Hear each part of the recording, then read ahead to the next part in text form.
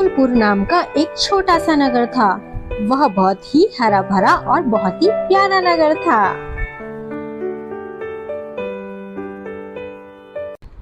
वहाँ गोलू नाम का एक आदमी रहता था। वह अपनी पत्नी और बच्चों के साथ रहता था। गोलू के पड़ोस में मोटू पतलू का घर भी था। मोटू पतलू गोलू के बहुत अच्छे दोस्त थे। गोलू की अपनी एक छोटी सी कपड़ों की दुकान थी। सब कुछ बहुत अच्छे से चल रहा था। एक दिन गोलू के बेटे की तबीयत खराब हो जाती है। गोलू तुरंत ही डॉक्टर को लेने के लिए चला जाता है और डॉक्टर को ले आता है।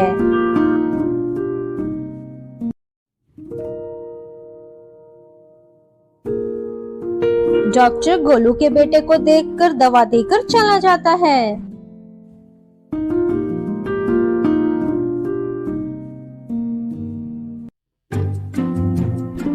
लेकिन गोलू के बेटे की तबीयत में कोई सुधार नहीं होता है। 4 दिन बीत जाते हैं। गोलू और उसकी पत्नी बहुत चिंता में पड़ जाते हैं। गीता, यहाँ पास में एक साधु बाबा का आश्रम है जिनके पास बड़ी दूर से लोग अपना इलाज करवाने आते हैं। हम लोग भी एक बार जाकर उन बाबा से मिलकर आते हैं, शायद अपना बेटा अच्छा हो जाए। अगले दिन गोलू और उसकी पत्नी उन बाबा के आश्रम जाते हैं। आओ बेटा, मुझे पता है तुम्हारा बेटा बहुत बीमार है, तुम उसी के इलाज के लिए यहाँ आए हो। हाँ बाबा, आप मेरे बेटे को ठीक कर दीजिए, वह बहुत बीमार है, कोई दवाई उसको ठीक नहीं कर पा रही है। हमने बहुत सी जगह दिखाया पर कोई फायदा नहीं। तुम्हारे बेटे को ठीक करने का एक ही उपाय है। क्या उपाय है बाबा, बताइए। भारत के पूर्व दिशा की ओर एक घना जंगल है। उस जंगल में एक जादुई कुआं है। उस कुएं के पानी को अगर तुम्हारे बेटे को पिलाया जाए तो वह अच्छा हो जाएगा। लेकिन ध्यान रखना, यह काम करने के लिए तुम्हें किसी दूसरे व्यक्ति को भेजना पड़ेगा। जब पूर्व दिशा की ओर बढ़ोगे तो वह रास्ते में बहुत सी मुश्किलें भी आएंगी। ठीक है बाबा, आपका बहुत बहुत धन्यवाद। आपने जैसा बताया है मैं वैसा ही करूँगा। गीता, बाबा ने इलाज तो बता दिया है, लेकिन कुएं का पानी लेने कौन जाएगा? मुझे तो उन्होंने जाने से मना कर दिया है। गोलू अपने दोस्त मोटू पतलू के यहाँ जाता है और अपनी सारी समस्याएं बताता है।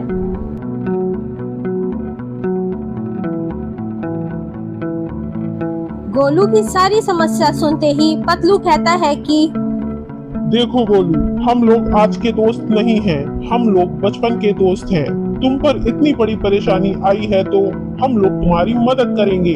आखिर दोस्त ही दोस्त के काम आता है। हम लोग तुम्हारी मदद जरूर करेंगे और उस जंगल में उस कुएं से पानी लेने हम जाएंगे और तुम्हारे बेटे की जान बचाएंगे। बहुत बहुत धन्यवाद मोटू पतलू, भगवान तुम्हारे जैसा दोस्त सबको दे। अगले दिन सुबह सुबह मोटू पतलू पूर्व की ओर उस जादुई कुएं से पानी लाने के लिए निकल जाते हैं। चलते चलते मोटू पतलू बहुत दूर निकल जाते हैं। रास्ते में मोटू को बहुत तेज भूख लग जाती है। पतलू, मुझे बहुत तेज भूख लग रही है, मुझे कुछ खाने को चाहिए।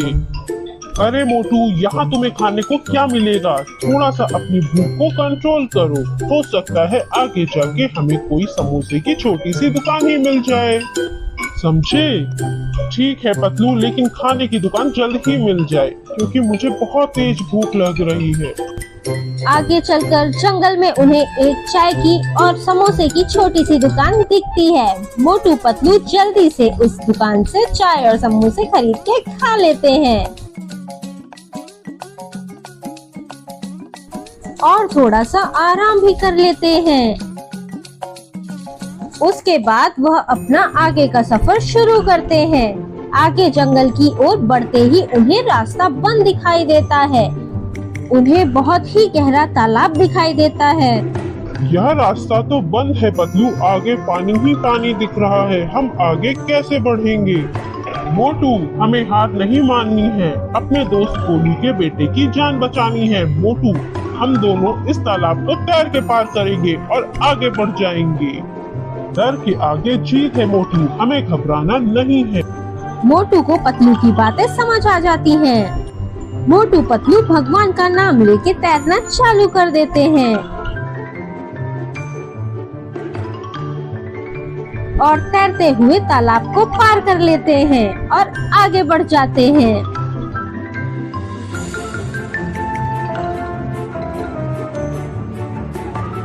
आगे और घना जंगल मिलता है। अंधेरा सा होने लगता है। मोटू पतलू चलते जाते हैं। तभी वहाँ एकदम से एक चुड़ैल मोटू पतलू के सामने आ जाती है। मेरी रात्रि आज बहुत अच्छे से कटेगी। मुझे आज रात का भोजन मिल गया है। मैं तुम दोनों को खा जाऊंगी और अपनी भूख मिटाऊंगी।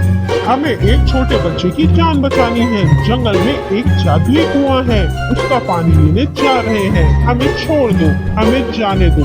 हमने अपने दोस्त से वादा किया है कि हम जंगल जाकर उस जादुई कुएं से पानी लाएंगे और उसके बच्चे को बचाएंगे। हमें जाने दो, हमें छोड़ दो।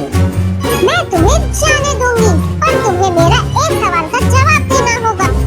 आप पूछो, क्या सवाल है तुम्हारा? ऊंट की बैठक, हिरण की चाल, अजीब है वह जानवर, तुम है ना पाल। सवाल सुनते ही मोटू पतलू सोच में पड़ जाते हैं और थोड़ी देर से जवाब देते हैं।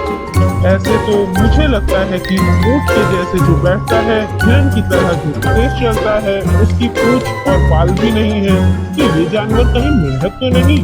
मेरा जवाब मेंढक है। बिल्कुल सही जवाब। उस जादुई कुएं के पानी के सही हकदार तुम ही लोग हो। अब तुम आगे जा सकते हो। इतना कहकर वह चुड़ैल गायब हो जाती है। फिर मोटू पतलू उस कुएं की तरफ जल्दी से बढ़ने लग जाते हैं। जंगल में आगे बढ़ने के बाद उन्हें एक कुआं नजर आता है। मोटू और पतलू जैसे ही उस कुएं के पास पहुंचते हैं, उस जादुई कुएं से एक आवाज आती है। कौन हो तुम लोग और किस लिए आए हो यहाँ? मोटू पतलू देखते रह जाते हैं। हम दूर नगर से आए हैं। हम मोटू और पतलू हैं। हम लोगों को एक छोटे से बच्चे की जान बचानी है, इसलिए जादुई कुएं से उसका पानी लेने आए हैं। तभी वहाँ एक परी प्रकट हो जाती है। मोटू पतलू, मैं एक परी हूँ जो इस कुएं की देख रेख करती हूँ। मैं आप दोनों का स्वागत करती हूँ। आप दोनों जब मेरे 3 सवालों का जवाब सही देंगे, तभी आप लोग इस जादुई कुएं से उसका पानी ले जा पाएंगे। बताइए परी, आपके 3 सवाल क्या हैं? हम जवाब देने के लिए तैयार हैं। 7 रंग की एक चटाई बारिश में देती दिखलाई, बताओ क्या? मोटू सोचते हुए जवाब देता है। इंद्रधनुष। इंद्रधनुष इसका सही जवाब है। बिल्कुल सही जवाब पतलू। मेरा दूसरा सवाल है, वह पक्षी नहीं पर उड़ सकता है और उल्टा होकर सोता है, बताओ क्या? बहुत सोचने के बाद पतलू कहता है। इसका जवाब चमगादड़ है। बिल्कुल सही जवाब पतलू। मेरा तीसरा प्रश्न है, मुझे तुम लोग खुशी का सही मतलब बताओ, क्या है? बहुत सोचने के बाद मोटू कहता है कि दूसरों की मदद करना। दूसरों की मदद करने से जो सुकून मिलता है, जो खुशी मिलती है, वह किसी दूसरी चीज में नहीं मिलती। मोटू पतलू, तुमने तीनों सवालों के जवाब सही दिए हैं। अब तुम दोनों इस कुएं से पानी ले जा सकते हो। परी अपने जादू से पानी का कलश दे देती है और साथ ही मोटू पतलू को उनके नगर भी पहुंचा देती है। मोटू पतलू गोलू के बेटे को जादुई पानी पिला देते हैं, जिससे गोलू का बेटा एकदम अच्छा हो जाता है। मोटू पतलू, बहुत बहुत धन्यवाद। तुम लोग नहीं होते तो मेरा बेटा कभी नहीं ठीक हो पाता। भगवान तुम्हारे जैसा दोस्त सबको दे। अगर मेरी ये छोटी सी कहानी आप सभी को पसंद आई हो तो रोली टून्स को लाइक करें, सब्सक्राइब करें और नोटिफिकेशन के लिए बेल आइकन प्रेस करें। धन्यवाद।